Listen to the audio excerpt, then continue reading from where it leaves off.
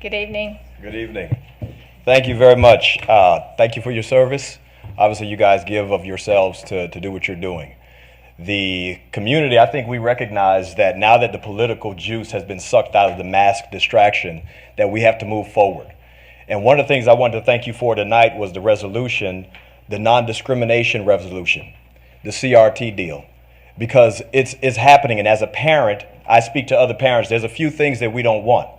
I'm biracial, I'm bilingual, I'm multicultural. The fact is, in America, in North Carolina, I can do anything I want, and I teach that to my children. And the person who tells my little pecan-colored kids that they're somehow oppressed based on the color of their skin would be absolutely wrong and absolutely at war with me. And I think that's the same for every parent. What the mask showed us is that the parents, the most powerful group of people in our country, that they're taking back the wheel. Now, obviously, we had to take the wheel back for the mask, but we're taking the wheel back from Washington all the way to Raleigh and into our local school board. Because CRT, all of that, the parents don't want it. It's a big fat lie. There's not one, if you believe in CRT, I want to tell you you're a liar. Because that means you look at your black neighbor and say that they're oppressed, and you look at your white neighbor and say that they're evil, regardless of the experience that you've had with them. And we're not going to do that. The parents in the United States of America, right here in North Carolina and Cabarrus County, we know that's not true because we believe the lives we live.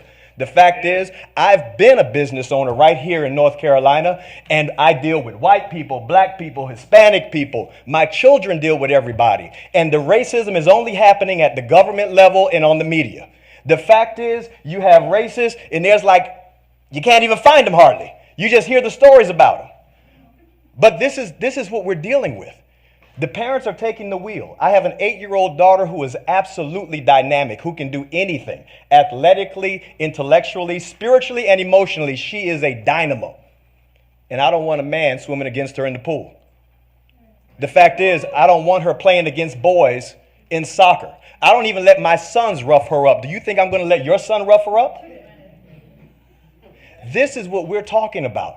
Policy going back to the parents. Because if you think people who love America are willing to fight for it, you haven't met parents yet. Because I'm telling you, parents will go further down any street than anyone who loves their country alone. My name is Brian Echevarria. I thank you for your service, and we're taking back the wheel. Thank you for being here.